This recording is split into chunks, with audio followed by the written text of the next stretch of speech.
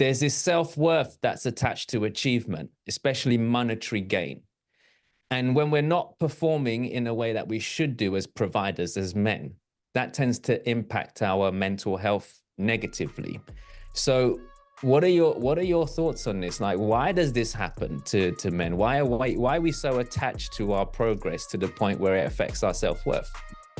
Welcome to the Mind Over Money podcast with Jessen and James.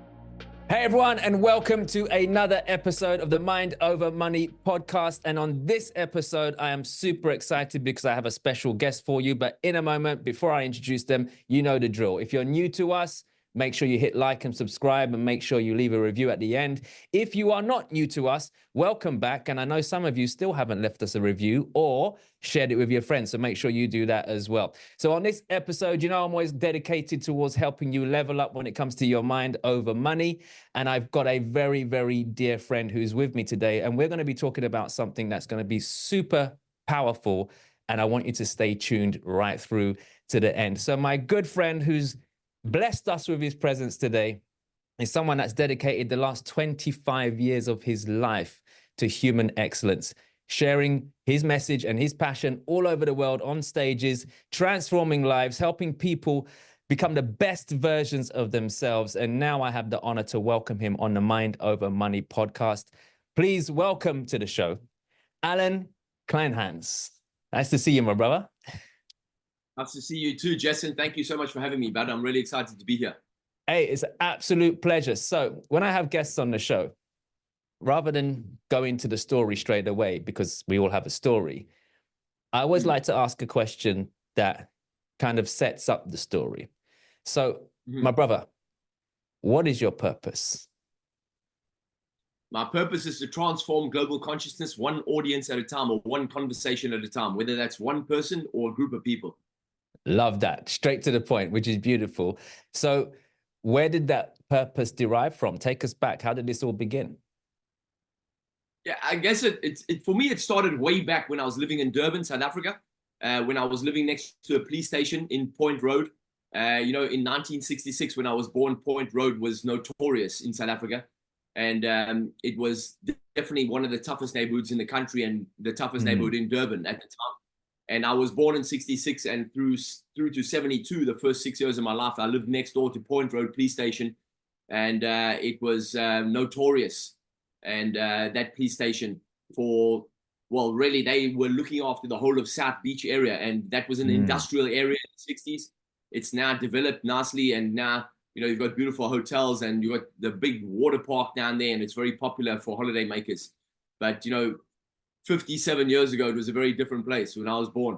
Right. And age of 3, I remember 3.5, 4 years of age, climbing on a wall and looking over into the police yard next door and seeing something, that terrified me. I watched a white policeman beating a black person who was obviously a prisoner. Yeah. And with a sjambok. And a sjambok is an indigenous whip that's made out of, natural materials in South Africa, this specific plant. And then they weave it together and they create these long whips that are, 2 meters long, and it tapers down to a very fine point.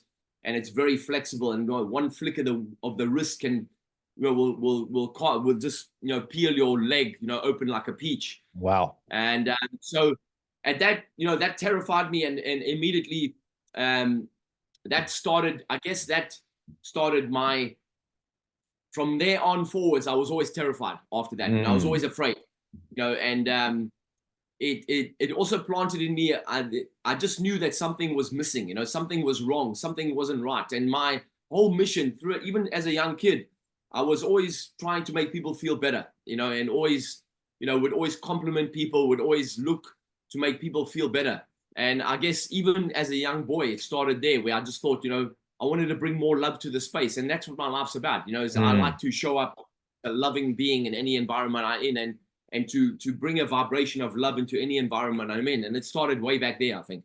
Wow, that's powerful. It's interesting you say that, because same as me, I experienced, extreme pain growing up, especially as a 7-year-old, with racism and bullying and all sorts and stuff and things like that. And I think it's interesting how that can go either way. That can either make you a really big, bitter, mean, horrible person yourself, or from extreme pain comes extreme love. And I think that's probably what's happened with you, right? You've seen that suffering, you've seen that pain, and you're like, hey, I want the opposite of that. How can I stop others from getting that? That's amazing. That's beautiful. So this episode, because we had a chat before we started, and I think what we want to talk about, I believe, as an ex-psychiatric nurse personally, is going to be massively beneficial to my audience, but also to myself, because it's a great conversation to have.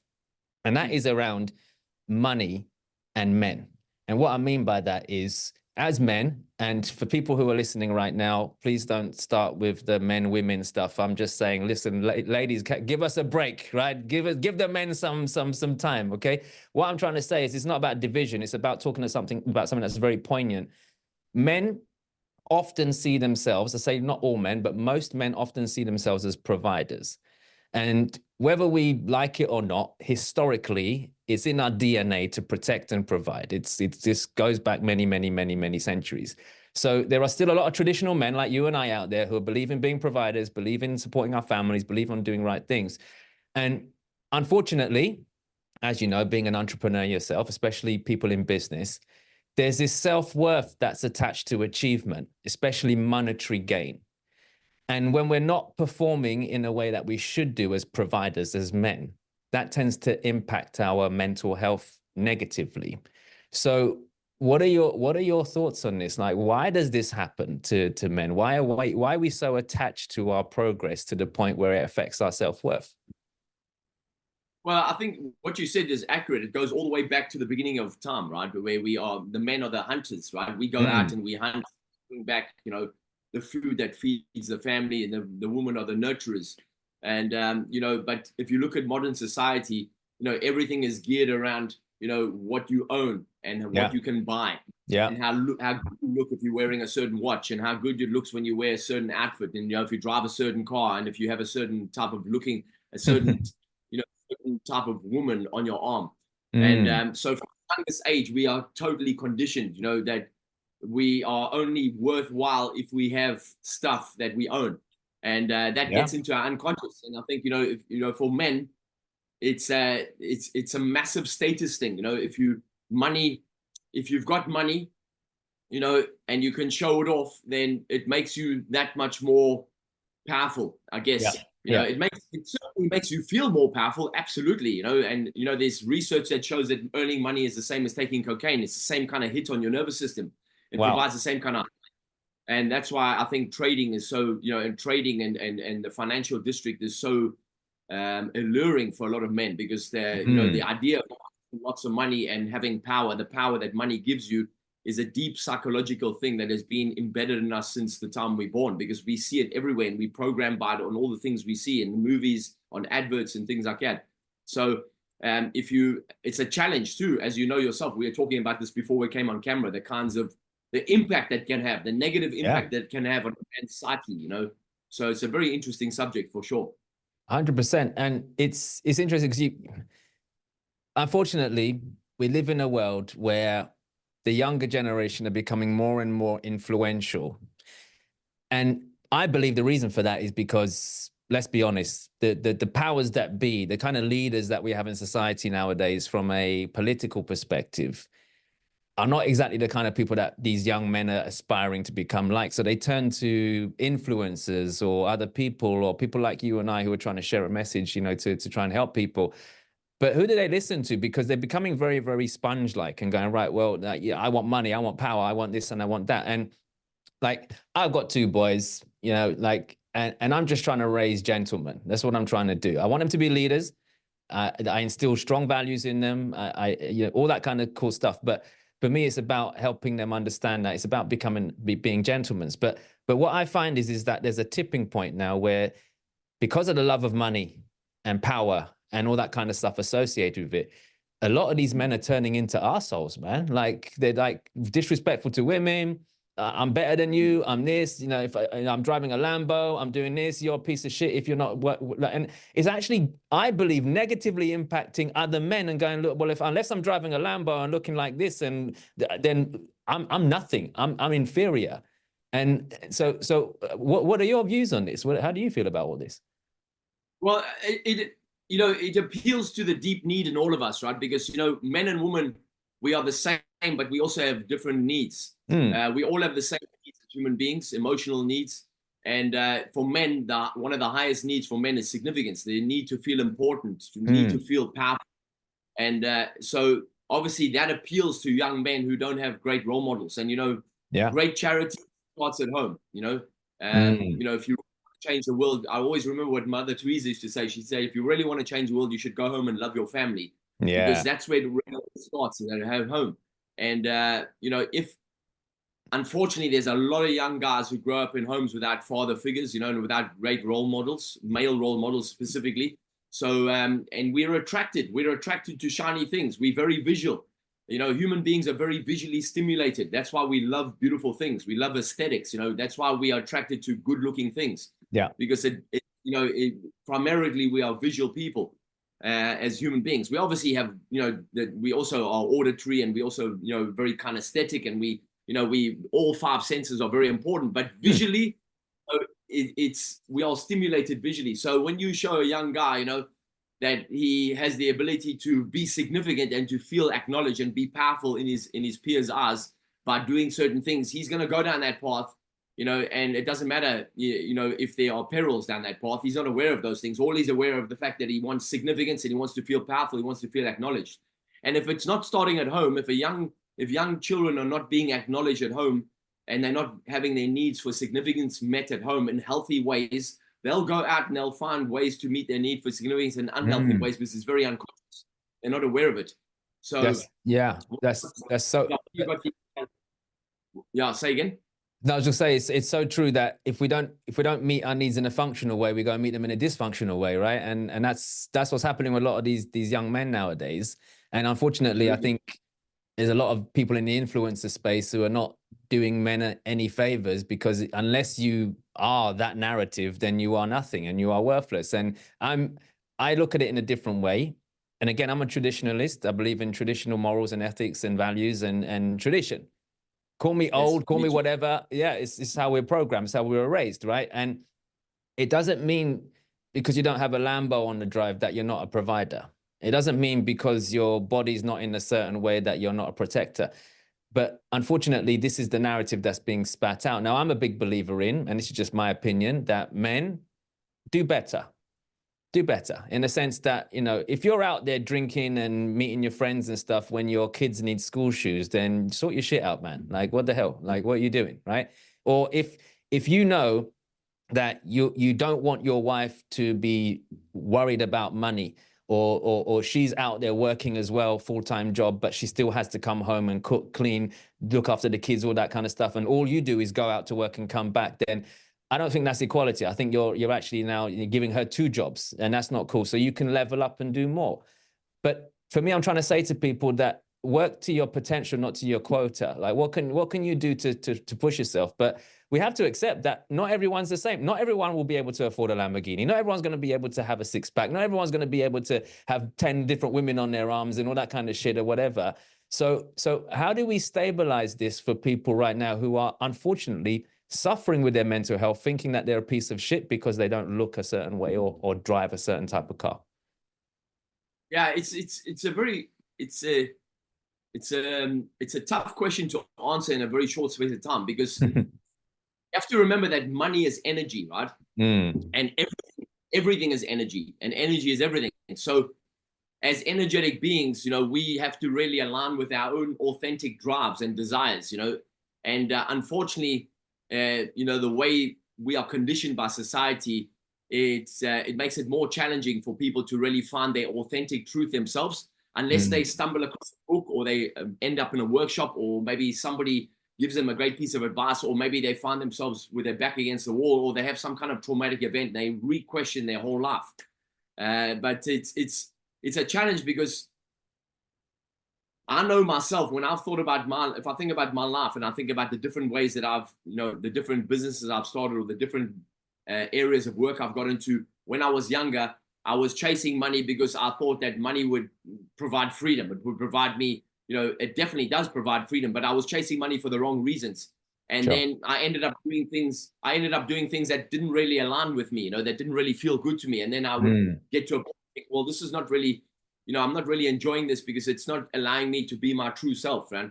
So then I would change and I would chop and change until I found, a different way to express myself and then to achieve the freedoms that I wanted and to do the things where I felt I'm doing something that is aligned with me and it feels good for me and it's good for the greater good. And these days it's tough because there's this need for us as men inside to be the best, right? To be strong, to be powerful, to rise to the top. But competition is about, rising together. Competition is about bringing the best out in each other. Competition is about, listen, I'm going to play my best game. You play your best game. Let's get better together. It's not about competing. It's not about being better than anyone else. It's really about being your best self and then being an example of what's possible, then inspiring other people to be their best selves. And then when you are authentically doing that, then I think that money comes to you as a result because you're attracting opportunities, you're attracting possibilities. And when I say money, that's what I mean. We are energetic beings and we are attracting energy or we're repelling energy. And it really depends on what we're doing. It depends on our intention. It depends on our focus. It depends on who we hang around with, what we decide to do with our time and our energy. So it's a very complex subject, isn't it? Because if you look at the rise, you and I were talking about this before we came on camera. If you look at the rise in suicide over the last 5 years, especially, men's suicide is very high, very, very high, much higher than women. And it's if you look over the last 5 years, especially during the lockdown period, as soon as you take a man's ability to earn money, it affects his self-worth. I was like that for a very, very long time. I thought when I had money, I felt much, I felt better about myself. When I didn't have money, I didn't feel great about myself. And that's something we have to learn, as we're developing, as we're maturing as people, and we mature through our lives. We have to learn that actually self-worth is something that comes from the inside. It doesn't come from anything external.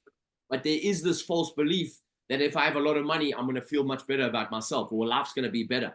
But really, at the end of the day, you and I both know lots of people who've got a lot of money and they're still unhappy. They're not happy. Yeah. It's for me, I completely align with what you just said, because obviously we're both in a space where we're on stages, we're in public eye, we're talking to people see us and all that. And there's this expectation that if you're on stage, then you need to be doing extremely well and you need to have this and you need to have that. And it's this whole persona that the personal development industry has painted that, if you're on a stage, then you must have a mansion and you must be driving a Lambo and you must be doing this and you must be doing that and whatever. And we're like you mentioned, we're facilitators of change. And I genuinely believe as a speaker, and I'm very sure you align with this as a speaker yourself, is that we're not information speakers, we're transformation speakers. If I can't transform you during my talk, then you may as well read a book if you're looking for information, So for me, it's about being that facilitator of change. Now, I'm just talking from a personal experience. Even when I was on national television, I did a show called Rich House, Poor House, and they came around my house and they were like, show us all your rich stuff, show us all your... And for a minute, I started showing them, like, I like nice, expensive accessories and shoes and Louis Vuitton and all this kind of stuff. But it's for my personal use. It's not for me to show anybody, look at what I got and all that kind of stuff. And yeah, I got the Range Rover and I got this and that, but I don't flash. It's not for them. It's for me. So when they were asking me this question, I started playing along and then I stopped. And I said, sorry, well, what's the purpose of this? Oh, we just want to show people what rich people are like. And I said, well, that's not what I'm like. And I said, well, what do you do with your money then? And I said, I invest it and I create memories. And they're like, well, what do you mean by that? I said, look, I take my kids out 3 or 4 times a week to eat because we create memories breaking bread rather than me having my back turned to them over a stove. I like to take my mum and dad on holiday because they didn't have much money when we were growing up. And they looked at me, Alan, like I was a weirdo.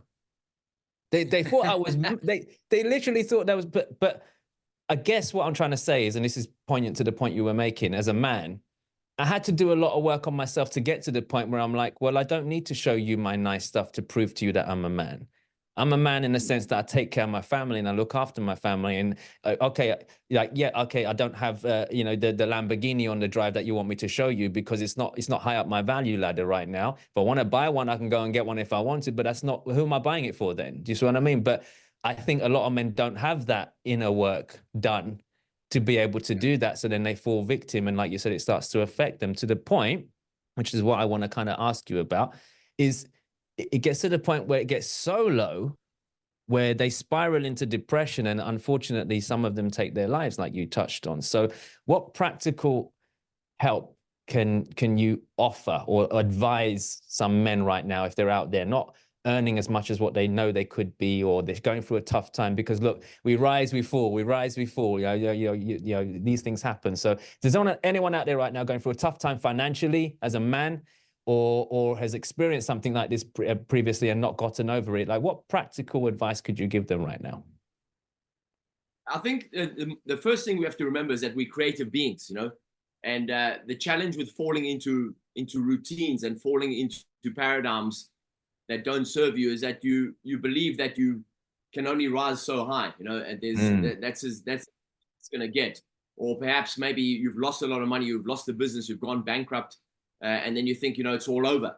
But really, it's just on the way, right? It's the next step in your path, and we are creative beings, and you can create anything you really set your mind to, but you have to be in the right energy to make that happen. You can't be creating something new if you're in like a depressed or a lethargic energy. Yeah. You've got to be turned on. You've got to be excited. You've got to be, you've got to raise your energy levels, and then, you can tap into your own creativity. But in order to serve yourself to do that, you really have to be providing yourself information and education and information that inspires you. You spoke about inspiring and transforming people. People have to be inspired in order to take action. Motivation is something that's very different to inspiration. You have to find your own motivation. Nobody else can motivate anybody else. No one can motivate someone else, but you can inspire them to find their own motive to take new action. And, it comes back to a very simple thing that people forget, that we are energetic beings and we have the ability to tap into a higher state of energy at any time. I remember back in, it was in 2009, and I was sitting in Houston Station, not far from me here. And I had two bags with me in Houston Station. I had nowhere to sleep. Now, I sat in the station all night. Wow. And I thought, I just left my wife and my kids in Kent. They were in Kent, and I caught a train from Kent up to St. Pancras, and then I walked across to Houston Station because I knew that Houston Station, back in those days, this was before St. Pancras was redeveloped. Yeah. But in Houston Station was the only place that was kind of open all night, a station that was open all night. Yeah. And I sat there and I pulled out some paper and a pen, and I began to write down all the things that I needed to learn, or needed to revisit, or I needed to new questions. I said, what is it that I'm missing here? What's different? And I started writing down all the things I was grateful for. And even in that moment where I had no money at that time, I had zero money, I had nowhere to go, and I was too embarrassed to pick up the phone to ask somebody if I could come and stay at their place. I still found lots of things to be grateful for. And in the process of doing that, I just kept writing down things. What else can I be grateful for? Oh, okay, yes. What else can I be grateful? And then I read the list over and over and over, and it began to change my energy. It began to change my state. In that state, I began to ask new questions. So, the way we think is simply a case of asking and answering questions all day long in our own mind. Yeah. We have to be able to be conscious and say, what's a new question I can ask myself that's going to allow me to tap into a brand new answer that's already within me.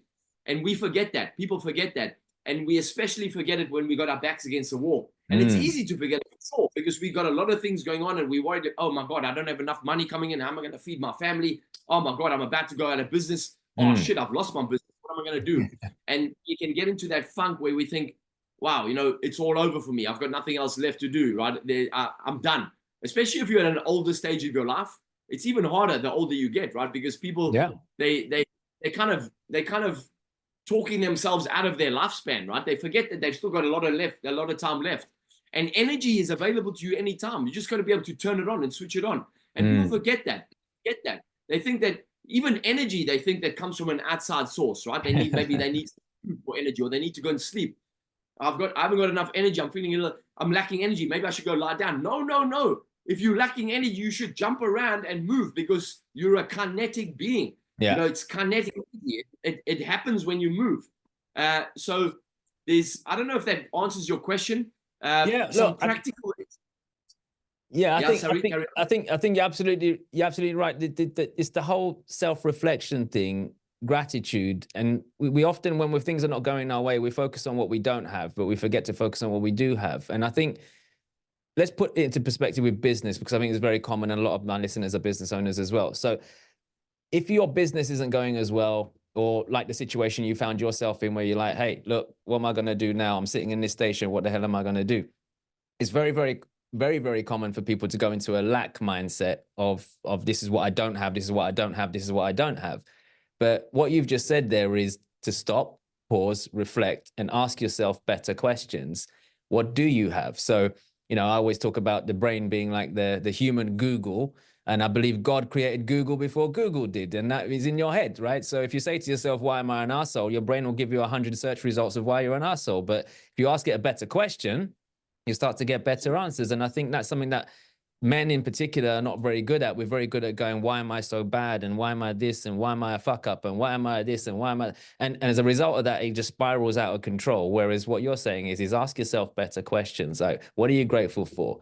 What are you good at? Like, what resources have you got? And one thing I always say to people, and I'm sure you're the same because you've been on this journey as well, is you can take everything away from me, but you can't take away what's in here in my head and what's in my heart. And that means you can't take away my knowledge, you can't take away my courage. And for me, having income generating skill sets for me is like, that's something that I have right now. So what can I do with that? That's a better question. So I lost it. Okay, what do I do to build it again? And all that kind of stuff. So men, if you're listening, like what Allan just said, just focus on what you do have, be grateful, and it will shift your energy, because like you said, energy is everything, right? You can't create something positive out of a negative situation with a negative attitude. They polarize. They're going to bounce off of each other, right? So you need a positive to repel that to attract that negative and turn it around. And I think too many men are afraid to even look at that, because it's like, well, everything's going bad now. And another thing you touched on, which I think is really important, is the motivation aspect. I'm a firm believer in that. Like, external motivation wears off, internal motivation pays off. And I think for a lot of us, we're always looking for that external validation or that external motivation, but we're really forgetting about what's really driving us on the inside, So to men out there who are listening, like, what do they need to do right now to level up as well? Because I'm going to flip this a little bit before we start to wrap this up. There are also men, I believe, that are coasting and are hiding, and I'm just talking openly as an ex-nurse myself, because I see a lot of this, and hiding behind the I'm depressed, I'm low, I don't have energy, I don't this and that blah, blah, blah. And I believe there are reasons and there are excuses. There are genuine reasons for why things might not be going our way. And then there's excuses. For example, we've both been on a similar journey where we've had divorces, we've gone through split ups and stuff and things like that. In that moment when you break up, even for a while afterwards, I think that's a genuine reason to feel like shit. I think it's okay. There's a reason behind it, because there's a big trigger to that feeling. But 10 years later, you're still moaning about the same thing, and now it becomes an excuse. So what would you say to men right now who didn't know the difference between actually a genuine reason for why they don't feel they can level up right now and an excuse? Like, what are your thoughts on that? Well, it makes me think about the fact that we are all creatures of habit, right? We are, we all human behavior is patterns.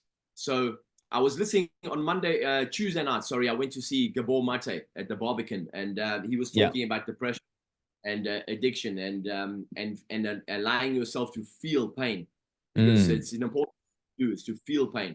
The problem with depression, and as you mentioned now, is that if you just think about the word depress, is to press down. And so what happens is, when we, especially as men, when we feel like we're doing something wrong, rather than feeling those feelings, we depress them down, we press them down. And if you press your feelings down long enough, eventually what happens is you're just going to be in a pattern of pressing things down. And what happens is, especially if you're not feeling great or something goes wrong and you start getting into a negative mindset or a negative spiral, and you're talking yourself down, which is what we all do when things are going wrong, then what happens is it's very easy to find that you're suddenly there 6 months later, a year later, 3 years later, 4 years later, and then that's your state, that's your pattern of living, your pattern of behaving.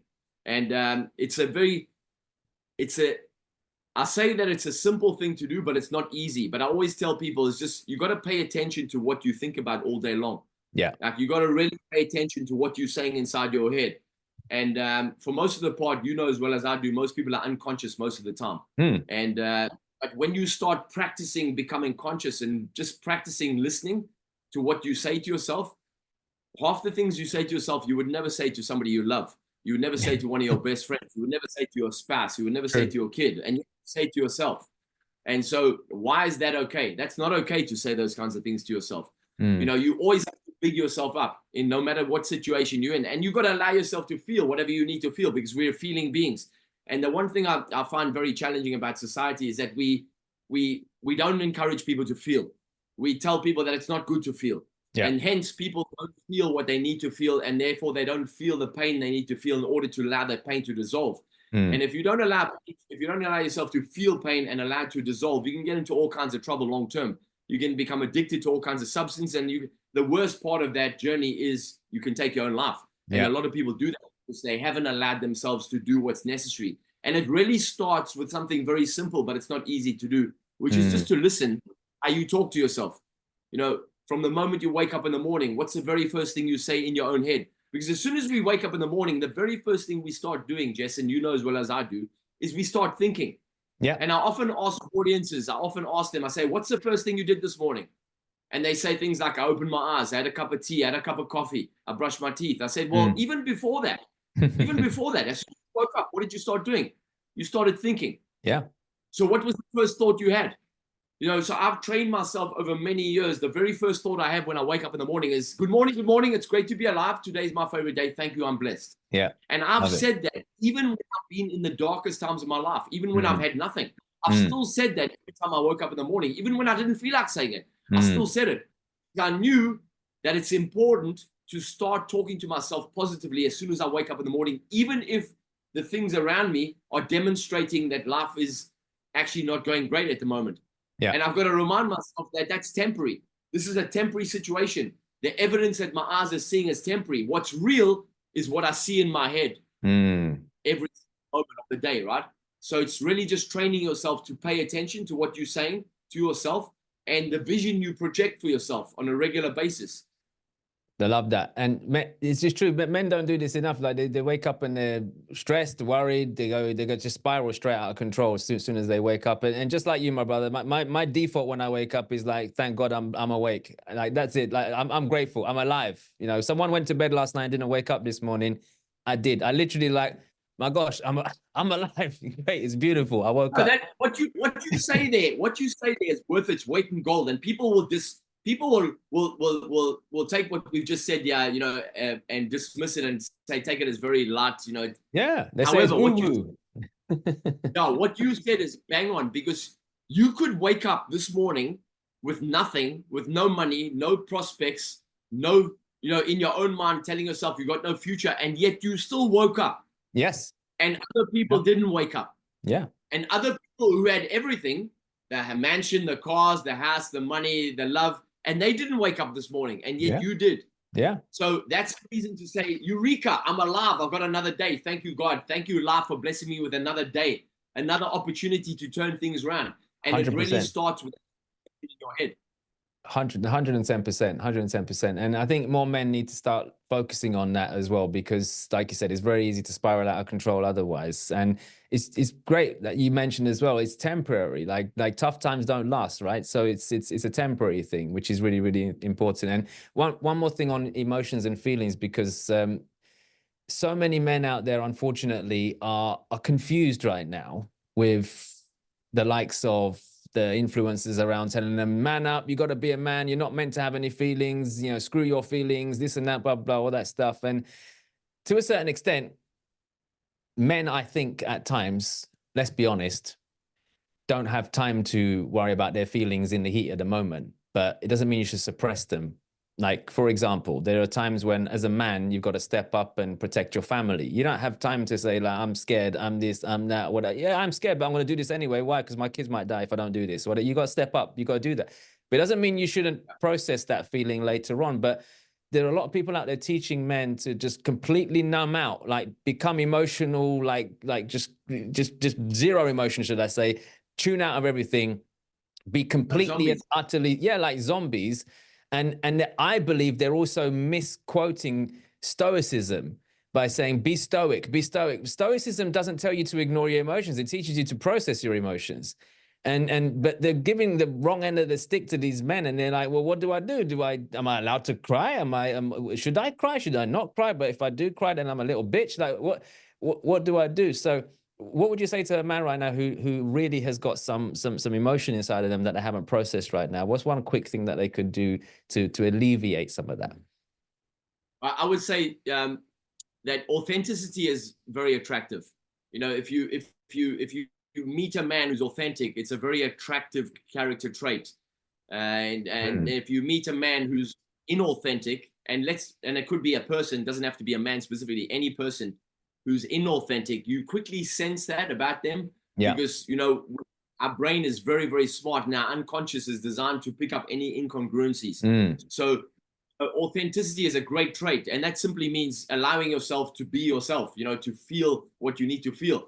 And there's nothing wrong with admitting that you're afraid. In fact, if you have no fear, you're a very dangerous person. You know, fearless people are dangerous because they'll take you over a ledge, you know, without any safety net. You know, there's nothing wrong with fear. It shouldn't stop you, though. It's okay to feel fear. It's okay to do things afraid. In fact, a lot of the things I've done in my career to get me to this point, I had to do them afraid because I was terrified. But I still did it anyway because I recognized that there was a freedom on the other side of the fear. So I think, you know, to answer your question, it's really just about being authentic. You know, and authentic means being real. You know, a lot of people throw the word authenticity around without really, you know, looking at what's the real substance of the word authenticity. It's just being real. It's being real, right? Yeah. And, you know, if you're not real, then you're false, right? The opposite of not being real is false. Correct. And so there's nothing wrong with being, you know, feeling. There's nothing, in fact, you have to feel in order to process the world around you. If you don't feel, then what happens is you're not processing the world around you effectively. And what, you know, eventually you're going to get to a point where you're empty. And you know as well as I do that phrase, you know, there's nothing poorer than a man who only has money. It's very true. Yeah. It's true. That's what happens to a lot of men. A lot of men, they get to the end of their road. They've achieved everything, and they own whatever money can buy, and they've got more money than they know what to do with. And yet they don't really connect with their kids anymore. They haven't spoken to their kids for a long time. You know, they don't connect. Maybe they've had 3 marriages, and, you know, and they're still alone. So it's coming back to money. You know, money is a byproduct of your energy. You know, money is a bonus of what you get to do with your energy, you know.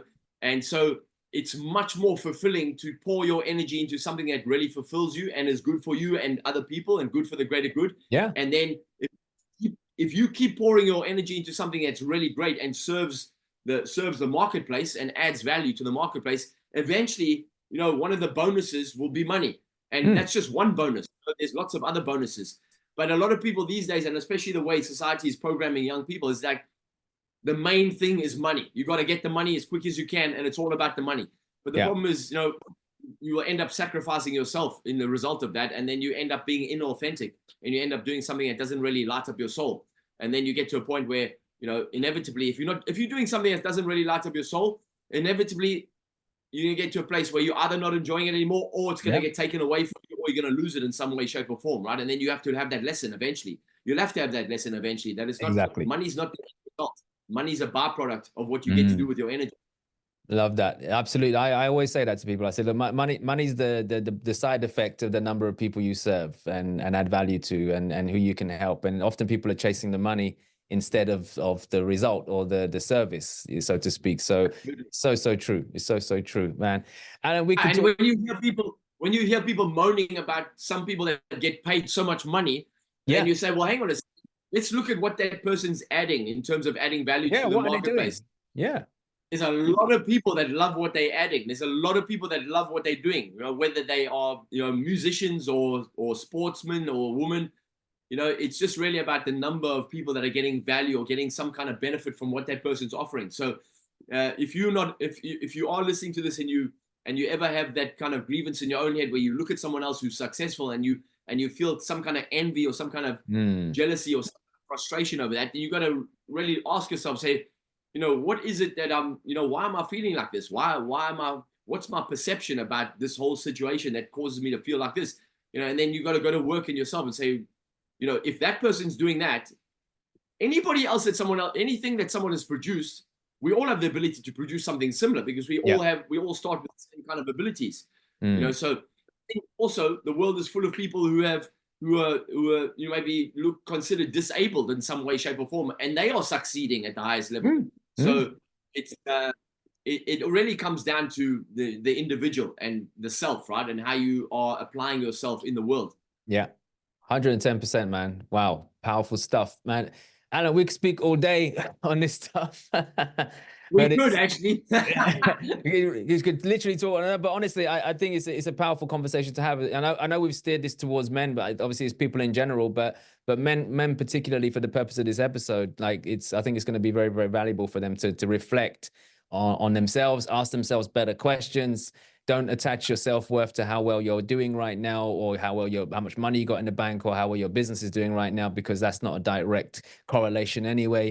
And look, ask for help as well. I think a lot of men are afraid to ask for help. So it's really, really powerful that we've spoken about this today. Now, Allan, for people watching and listening in, how can they connect with you? How can they follow you? How can they reach out to you if they want to continue this conversation or even work with you in some way or form? Like, how do people do that? Thanks, Jessen. I appreciate that. You can connect with me on social media. My favorite, I'm on most platforms, although I don't really use Twitter. Yeah. Instagram and Facebook is an easy way for people to connect with me, and they can send me a message. I answer all my own messages if they have a question about anything we've spoken about today. I just want to leave people with one thing, if I can, Jesse. Yeah, please do. I always tell people my favorite phrase is nothing is ever in the way, everything is always on the way. And we all encounter challenges in life. However, you want to remember one thing right now. If you're listening to this, if you're listening to myself and Jessen talking here, whether you're watching us live or you're watching this in a recording, just remember, everybody has challenges. Challenges are designed to make you stronger. Challenges are designed to help you to look inside and ask yourself where you can bring more of yourself to the game of life. Yeah. And we are beautiful, powerful, energetic beings. And this is a great time to be alive, because it's never been easier to make money, because there are so many different ways to make money. Yeah. However, people need to remember is that you are unique. You don't need to follow somebody else. You don't need to compare yourself to anybody else. It's really about finding your own gifts and finding your own creativity and bringing that to the marketplace and seeing what you can do in terms of adding value. So it's a great time to be alive. So if you're going through a tough time right now, remember, everybody goes through tough times, every single person. However, the ones that you are inspired by, the ones that you look at and you think, oh my gosh, look at them, they've made it. They've been through tough times too. You have to ask yourself, what is it that got them through the tough time to get them to the place they're in now? Because every single person goes through a tough time. Nobody gets there easily. And the people who get it easy, they end up losing it anyway. Very true. Very true. It's beautiful. I love that. Absolutely love that. Tough times don't laugh. Tough people do, so it's all part of the journey. Absolutely. And for those of you listening, what we're also going to do is we're going to pop Allan's details down in the show notes. So his social media handles, websites, all that kind of stuff as well. So if you want, you can click on that and connect with Allan as well. So Allan, it's been an absolute pleasure having you on the show. I really appreciate you taking the time out to share with the audience. It's been a beautiful subject, which I believe many people will benefit from as well. So thank you for taking the time out to be with us. I appreciate you having me. Thanks, buddy. Pleasure. So those of you listening, it's another episode wrapped up. You know the drill. If you enjoyed it, make sure that you leave us a review. Why do we ask you for reviews? Because in the world of podcasts, there are so many out there, and you are helping someone else sift through all the ones that are not relevant to them. When they read your reviews, they're like, hey, this is something that I want to tune into. Make sure you like us on all your favorite platforms as well. And remember to share this episode and the whole podcast as well with someone that you love. Why? Because it could massively change their life. So until next time, I wish you all the wealth, health, success, and happiness that you truly deserve. You've been listening to the Mind Over Money podcast with Jess and James. Don't forget to subscribe and follow on all the channels. Links in the show notes. Please also leave a review and visit www.jessandjames.com to find more resources on how to create the life you deserve.